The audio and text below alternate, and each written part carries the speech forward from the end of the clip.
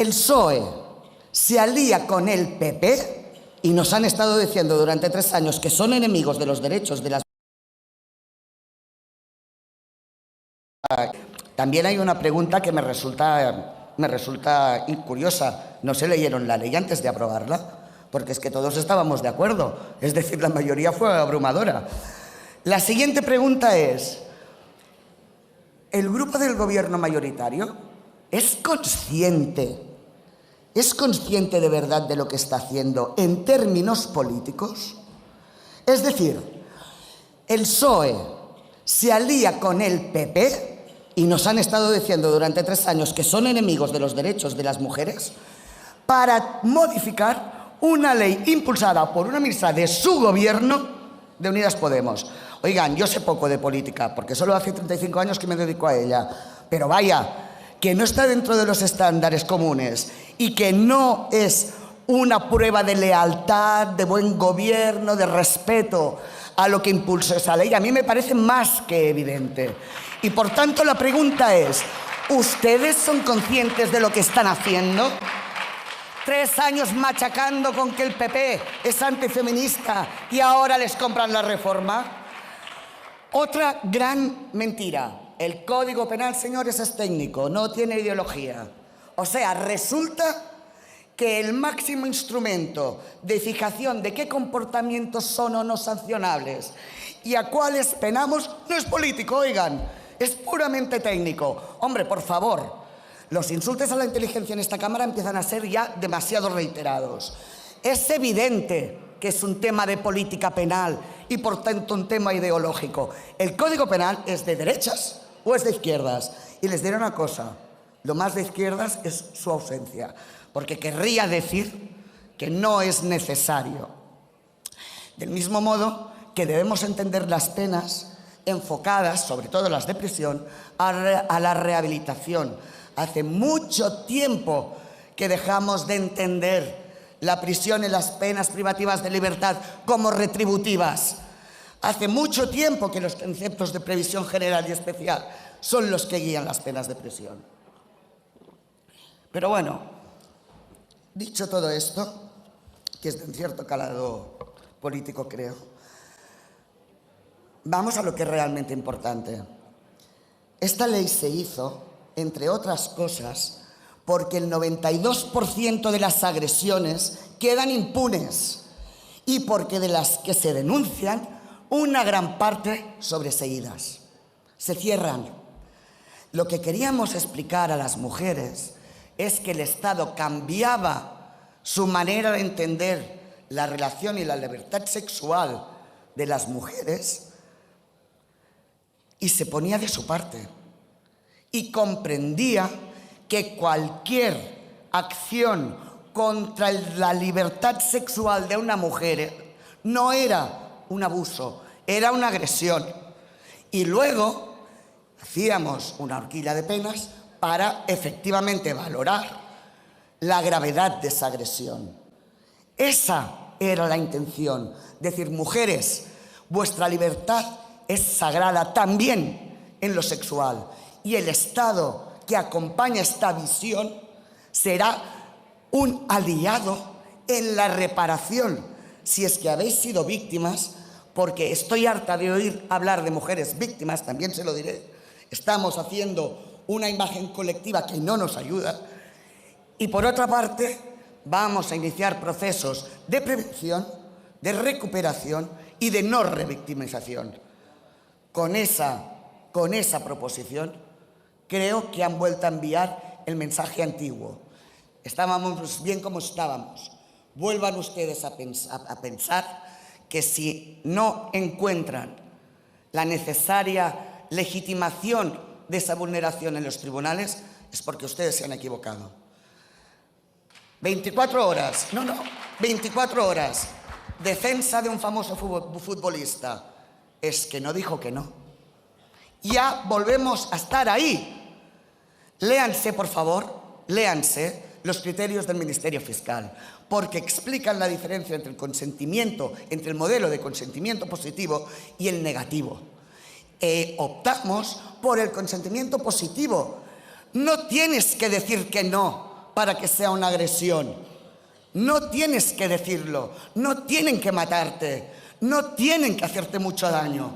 Señora Vallugera, tiene usted que Termino terminar. inmediatamente. Debíamos cambiar ese paradigma y ustedes lo han vuelto atrás. Yo no sé si son conscientes de lo que han hecho, pero lo serán, porque esto ha sido un final a una historia que debería ser mucho más feliz. Muchas gracias. Muchas gracias, señora Vallugera. Hoy es un día de los más tristes que una diputada feminista puede vivir. Es un día triste para la democracia, para el feminismo, un día en el que se vota un retroceso para los derechos de las mujeres, un retroceso que no se va a poder disimular hablando de retoques técnicos, porque el autor de esta reforma calificó el consentimiento como un teatro y porque el principal socio de esta reforma, el Partido Popular, habla abiertamente de derogación parcial de la ley solo sí es sí y de una vuelta al esquema penal anterior que definía las agresiones sexuales en función de la existencia de la violencia o intimidación. Lo dice la exposición de motivos de esta PL pactada por el PSOE y el PP. Cuando se emplea violencia o intimidación, estamos ante elementos que están en la conducta misma. Esto quiere decir que se vuelven a definir las agresiones sexuales en función de si hay o no violencia o intimidación, y no exclusivamente por la ausencia de consentimiento como exige el Convenio de Estambul.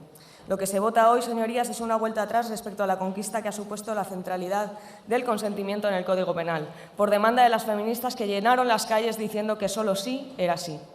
Se vuelve al esquema penal que se aplicó en la sentencia de La Manada, donde no se consideró que había intimidación en una violación grupal y contra la que se levantó el movimiento feminista en nuestro país y cientos de miles de personas que salieron a decir que había que acabar con un código penal contrario a la libertad sexual de las mujeres.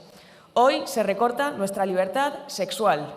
Volver a poner la responsabilidad en cómo resistimos, en cómo respondimos, en si quedamos paralizadas, como si eso hiciese menos grave la agresión. Señorías, lo estamos viendo estos días. Se está investigando al futbolista Dani Alves, acusado de agredir sexualmente a una mujer en una discoteca, y su defensa está diciendo que como la víctima no presenta heridas físicas en la vagina, entonces no fue una agresión, fue sexo consentido. Estamos volviendo, señorías, al modelo de la herida frente al del consentimiento.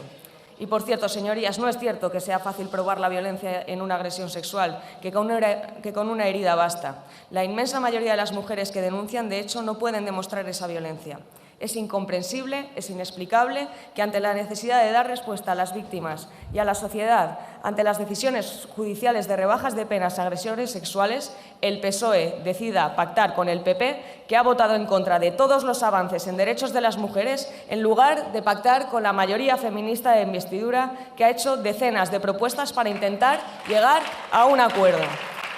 La voluntad del legislativo estaba clara, señorías: proteger la libertad sexual, poner en el centro del Código Penal, como demandaba el Convenio de Estambul, el consentimiento. Y así avanzamos con esta ley, en la parte penal e integral, cambiando el esquema. Un cambio de esquema que quiero recordarles que suscitó el acuerdo de la mayoría de investidura progresista, plurinacional y feminista, y el rechazo del Partido Popular y Vox. Un cambio de esquema que, como afirma la Fiscalía General del Estado con unanimidad de todos los fiscales de la Sala, no debería haberse traducido en esas decisiones judiciales, motivo por el cual están recurriendo centenares de revisiones. Señorías, ¿no se acuerdan de que el debate que ocupó a esta Cámara en la aprobación de esta ley fue la presunción de inocencia de los hombres? Les pido memoria y no mentir. El principal debate que planteó la derecha durante la tramitación de la ley era precisamente que con ella tendrían reproche penal conductas que hasta ahora no se reconocían como violencia, como el acoso callejero. Va a ser delito llamar guapa a una mujer, decían. Nada de lo que se defiende hoy aquí es lo que se había defendido durante la tramitación de la ley. Hagamos memoria. El pasado 6 de septiembre el BOE recogía la Ley de Garantía Integral de la Libertad Sexual, una ley que nace en el movimiento feminista, de los cientos y miles de mujeres que llenaron las calles de nuestro país reclamando que solo sí era sí, y que se negaban a que si una agresión sexual perpetrada por 5 hombres frente a una mujer terminaba sin heridas físicas en el cuerpo de la mujer, se considerase un mero abuso, porque en el fondo lo que reside sobre este juicio, sobre los cuerpos de las mujeres, es el pensamiento machista de que si no se resistió tanto, si no se jugó la vida, entonces, muy en el fondo, igual quería. Con esta ley, el consentimiento y no la herida es lo que determina si había habido o no agresión sexual. Si no habías expresado el sí, el deseo de tener esa relación sexual, entonces es una agresión sexual. Si te habías quedado paralizada por el miedo o si decidiste que era mejor no jugarte la vida y te quedaste callada, también es una agresión sexual. Esta tipificación de los delitos sexuales es a la que nos mandata, entre otros, el Convenio de Estambul y la CEDAW. Poco después de la entrada en vigor de esta ley, algunos tribunales, una minoría, un tercio, según los datos del Consejo General del Poder Judicial, emitieron sentencias de rebajas de condena a agresores sexuales, en una mala aplicación del derecho transitorio y de la jurisprudencia de nuestro país, que exige valorar el Código Penal completo y no de forma troceada, tal y así lo explicaba la circular de la Fiscalía General del Estado.